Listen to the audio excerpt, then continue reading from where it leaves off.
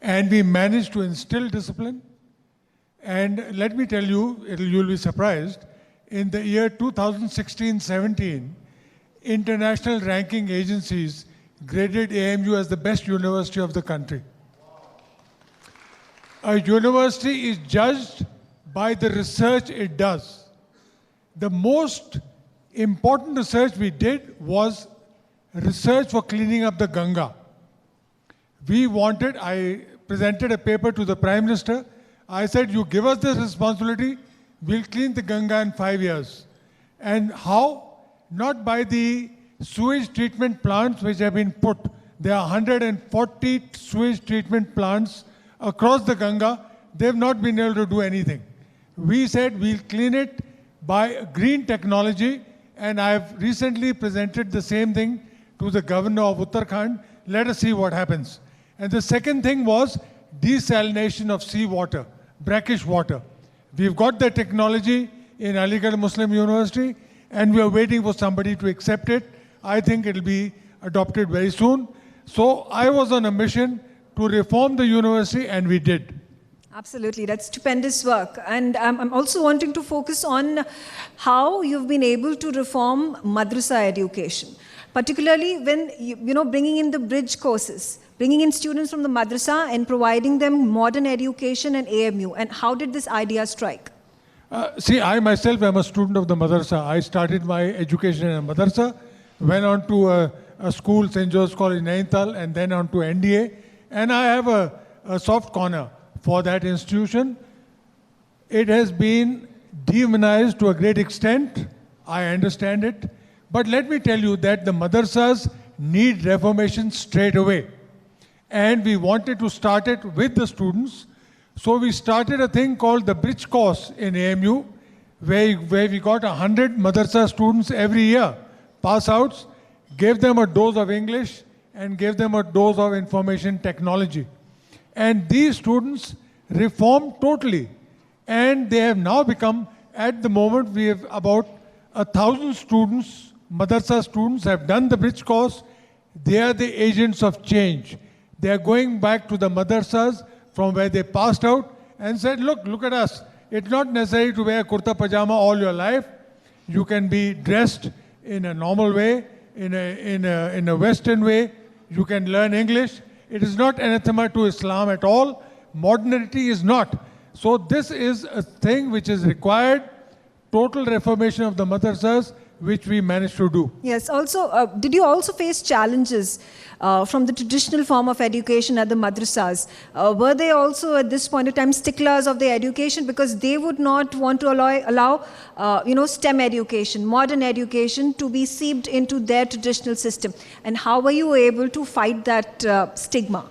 The problem with the madrasas is that the teachers know only the Quran and nothing else. They're not widely traveled. They have not had an overall education. They have only had education in Islam. So we have carried out a program of train the teachers, where we get in madrasa teachers to try and inculcate modern knowledge. Only once they have imbibed modern knowledge will they be able to pass it on. So train the teachers of madrasas is very, very important, and I think we are working on that. Also, if you could shed light into how important and crucial has it become to provide the right skill sets to Indian students to be able to enhance employability, because our students, they finish their high school, they go to colleges, post-graduate, but they don't really have the skill set to get the jobs that they are dreaming to have. Yes, this is one of the problems, but I'll tell you what happens. The problem faced by the Muslim community. Their young are well trained in skills, carpenters, weavers, artists. What they needed is entrepreneurial skills.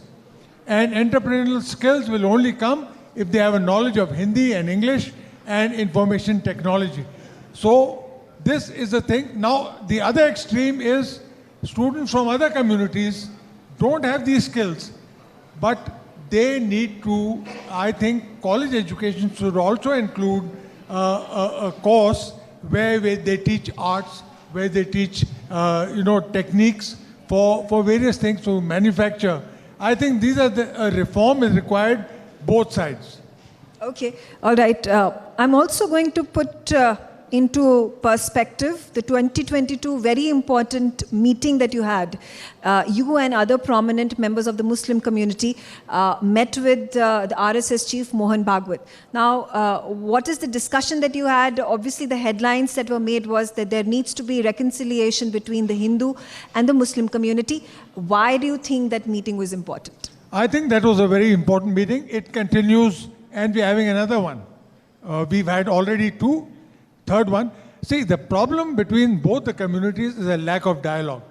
We need to have dialogue. We need to understand each other's point of view. We need to just dispel the misunderstandings. You call it 600 years or whatever it is. So this is important. A constant dialogue between the leaders of the social organization, the Rashtriya Sevak Sangh, and what people call us, Muslim intellectuals, whatever it is. We were really 5 friends who were concerned with the slide of, the communal tensions which had gripped the country.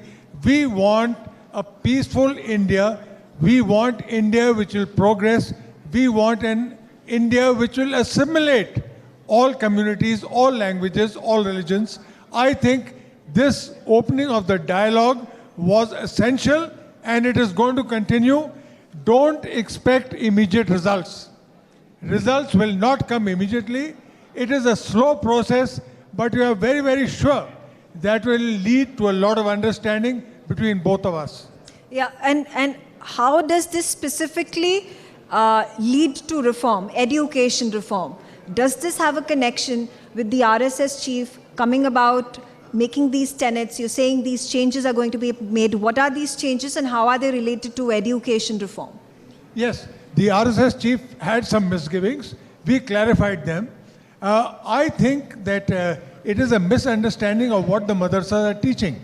At the moment, it is mostly about religion, but he stressed upon us that we need to have a broad-based education in madrasas. That is what we are working towards. Let me tell you that not very many Muslim children are studying in madrasas. It's only about 15%. The majority of them are going to government schools because of poverty. We need to reform these institutions. We need to make them schools. A madrasa means a school. And it should not only have, religious teaching. It should include all sections. I think once we clarified to the RSS that this is where we are aiming at, this is the way we want to reform madrasas, I think he was pretty satisfied. Also, do you think the controversy is the communal angle that is picked when it comes to reforming madrasas, changing the traditional education system within the Muslim community? Do you think it's really necessary? Should this matter be communalized? Why do you think it is? I don't think it needs to be communalized at all. Let me tell you that the Muslim community has been the leaders in acceptance of family planning norms. They've been leaders in, work with your hands. And I don't think there's a religious angle at all. I look at everything from the perspective of what I learned in the army, that is all inclusive.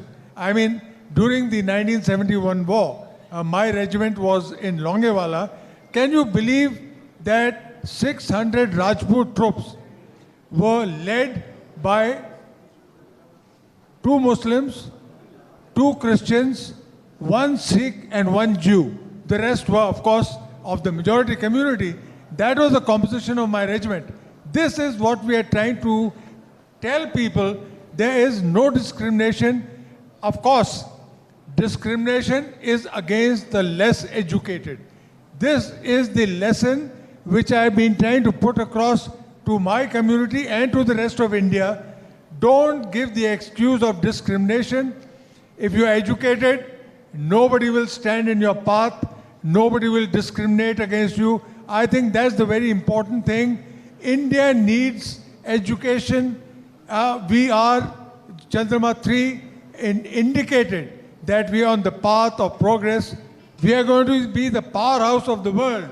But that will only come if the bulk of the population is educated. I'll give you a small example of Japan.